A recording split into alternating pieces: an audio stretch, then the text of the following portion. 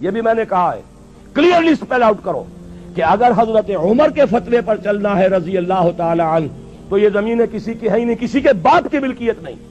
یہ نہ بابر کے باپ کی ملکیت تھی، نہ اکبر کے باپ کی ملکیت تھی کہ جس کو چاہا جاگیر دے دی، نہ انگریزوں کے باپ کی ملکیت تھی کہ جس کو چاہا دے گئے. یہ تو در حقیقت مسلمانوں کی مشترک ملکیت ہے، بیت المال کا مال ہے. اب آپ کو بھی ہم دے دیں گے، یہ بھی سمجھیے کہ بڑا کرم ہوگا، آپ کو بھی دیا جائے گا، کاشت کیجئے، باقی سب مسلمانوں کو تقسیم کر دیا جائے گا تاکہ ہر کاشتکار کاشت کرے، 50% اپنے پاس رکھے، 50% بیت المال کو دے، اور اتنا ریونیو جمع ہو جائے گا. میں دعوے سے کہتا ہوں آپ کو کسی فورن ایڈ کی کوئی ضرورت نہیں ہوگی.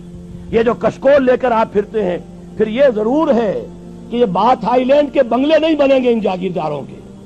یہ جو بھی بڑے بڑے محل بنتے ہیں اور جن میں کہ آپ دیکھتے ہیں کہ وہ سنگ مرمر تھوپا جاتا ہے، یہ بھی میں نے کہا ہے.